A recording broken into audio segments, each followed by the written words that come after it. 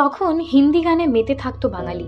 তাই দুর্গা কালী পুজোর বিসর্জন হোক বা শুভ অনুষ্ঠান বা প্রভাত ফেরি, কলকাতা বা শহরতলির বাঙালিকে আনন্দ দিতে ব্যান্ড পার্টির জুড়ি মেলা একরকম ভারী ছিল। বিহার বা উত্তরপ্রদেশ থেকে আসা এই বাজনদাররা একসময় বাঙালির আনন্দ উৎসব অনুষ্ঠান আলো করে থাকতেন।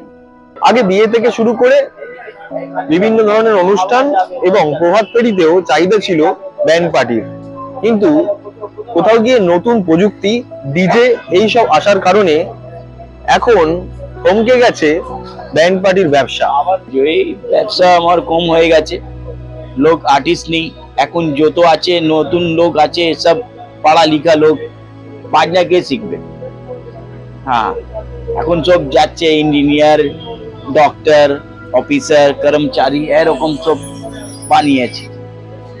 একদম আমাদের যা এখন অবস্থা আছে, যা আগে যা আমাদের চলতো, আমাদের একটা পড়ালেখা শোনা বাচ্চা কাচ্চা, তারপরে লেবারদেরও এখন যা অবস্থা আছে, এখন আমরা কাজ করে কোনো অনুষ্ঠানে কিছু করতে পারছি না। আমাদের অসুবিধা এত আছে, একটা কাজ করে সপ্তাহ দিন 10 দিন বসলে কি করে খাবো? ধার উধার করে, মাঝখান থেকে ধার উধার করে আমরা যেরকম চালাচ্ছি, কিন্তু এবার ব্যবসা সেই রকম নেই।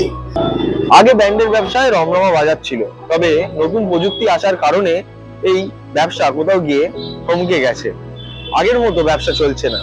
আর সেই কারণেই কিভাবে সংসার চালাবে ব্যান্ড ব্যবসায়ীরা, সেটাই এখন প্রশ্নের মুখে। এখন কলকাতার কলেজ স্ট্রিট সংলগ্ন অঞ্চলে চোখে পড়ে কাঁচের দেওয়ালের মধ্যে রাখা ঝলমলে পোশাক, ট্রাম্পেট, স্যাক্সোফোন, ড্রাম, ব্যাকপাইপ।